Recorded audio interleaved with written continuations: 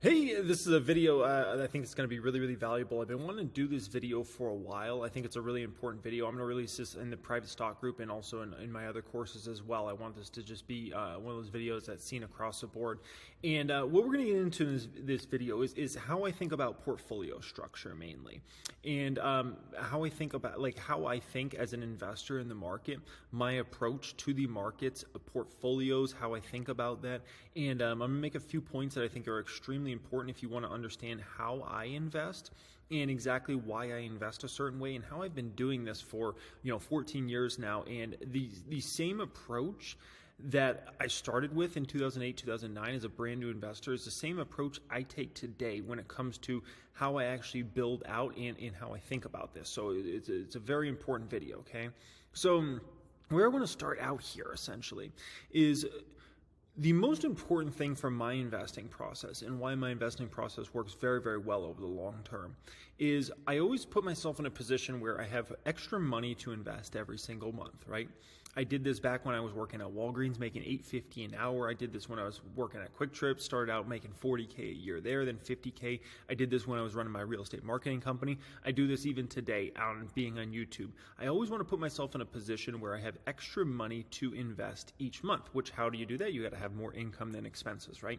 This is the most key thing to my entire investing process. And the reason this is key is you are always in a position of power. If you always are in a position where you have extra money to invest each month. If you're not, then you should actually be focused more on your income and your expenses before you worry about investing.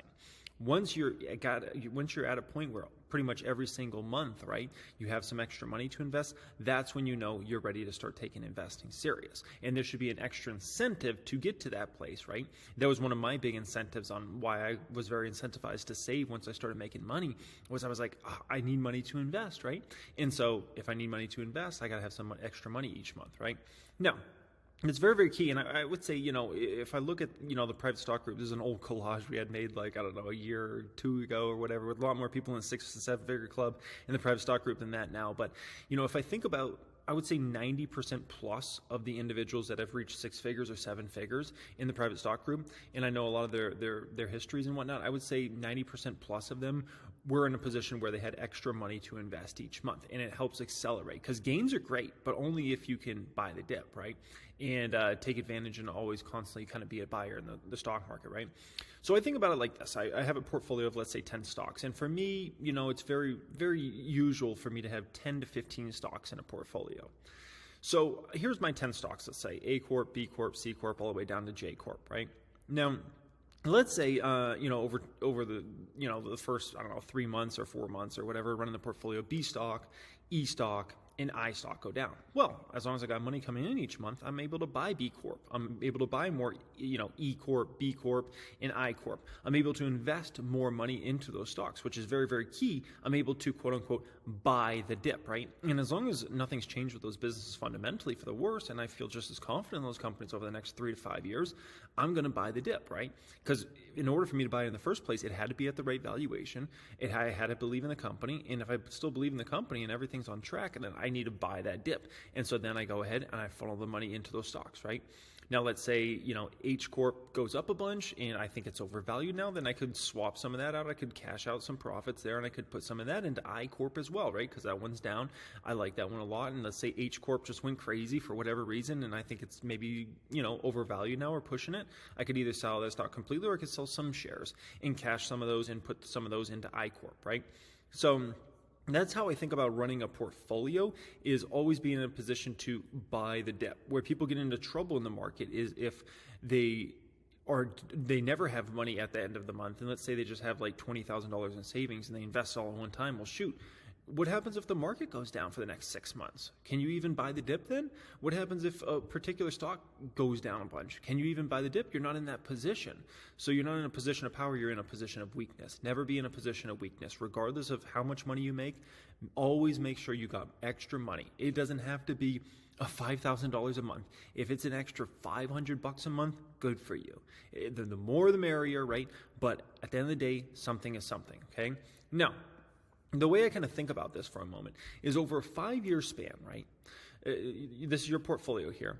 Let's say A Corp and G Corp go up, 4X's, 5X's. They do great, right?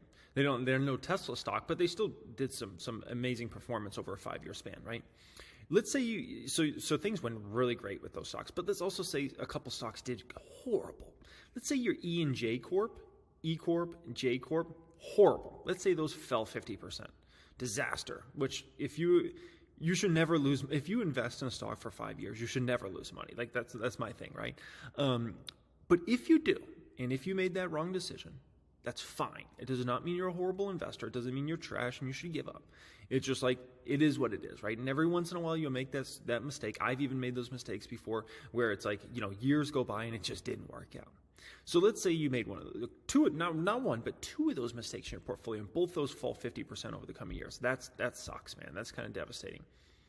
Now, two of your other stocks outperform the market a little bit. Two of your stocks market perform, meaning they basically go up or down as much as the market. So let's say the market went up 50% over those 5 years. Those stocks went up 50%. These two stocks went up a little more, and two stocks underperformed. So basically, these just kind of all market performed. Now, you got killed here, but still, net, you still way outperform the market because you had two stocks that hit it big. And so that's why those sorts of opportunities, when you get those sorts of opportunities to, get in a 3X, 5X, 7X type stock, it makes sense to take advantage of a couple of those deals, right? Because those are the game changers for your portfolio. And I've had a lot of those, fortunately, over my 14 years of investing. Obviously, Tesla was, an extraordinary one where it was, 4X or 5X. That's like laughable for that company, right? It's like a 20X. If I think about Revolve, if I think about Cabela's, if I think about Monster Energy, which used to be called Hampton's Natural Beverage, if I think about Trinity Industries, if I think about Cruisy Doozy, I've been in a lot of stocks that, went up 100% or multi hundreds of percent and, went on some pretty epic runs. And those were game changers for my portfolio. And those were the sorts of companies and the sorts of stocks that, leveled me up very, very quickly. Let's put it that way. And we're game changers forever. So that's how I think about running a portfolio. Not every stock has to be the grand slam.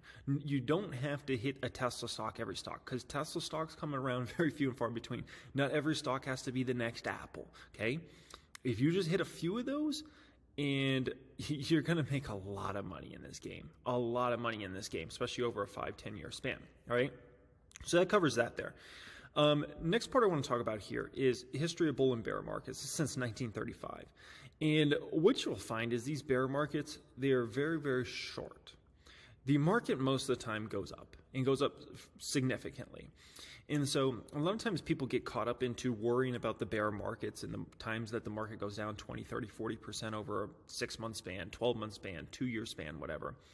But the fact is, those are just huge buy-the-dip opportunities. You got to understand the way the stock market is structured. It is incentivized to pretty much always go up, right? It's not going to go up every day. It's not going to go up every month. It's not even going to go up every year. But over the long term, it's going to go up and go up significantly. And so when you really back it out like this, you find out that the bear markets are very few and far between. So actually, don't fear the bear markets. Actually, be happy when you do get those bear markets, because you get those very seldom. And when you get those opportunities, you got to take advantage, and you got to be a buyer out there in the market, because most of the time, the high majority of the time, the market's going to be going up and going up and going up, right? And so you're not going to get that sort of extraordinary pricing on stocks. So when you get that extraordinary pricing, you have to be willing to take advantage of that. And don't be scared. Don't be scared of like, what if the market goes down or something like that. If you see stocks that you love and you've done your full research, you've looked in the income statements, the balance sheets, the fundamentals of the company, everything across the board, and you're looking at that stock and you're like, this is a great deal. Don't fear whatever's going on geopolitically or the market or whatever.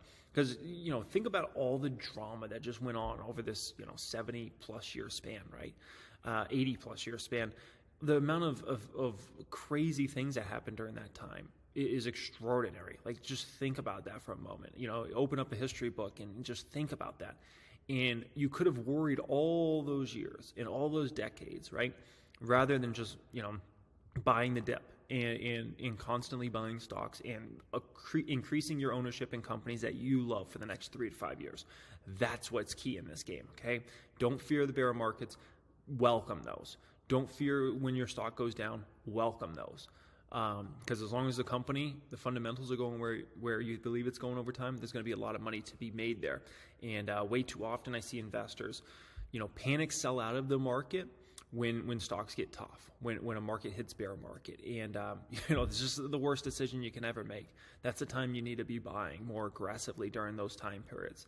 And it just pays off handsomely. And I know in the time period, it's a scary thing to do when all stocks are dropping, but you got to take advantage of that. And, when there's a company you love for the long term, and that stock drops and you love it just as much, you're looking at the valuation like this is a steal deal, you got to take advantage of that. So that's what's very, very key in this game, guys. I hope you enjoyed this little video. I've been wanting to put this together for a little bit here. Much love, and have a great day.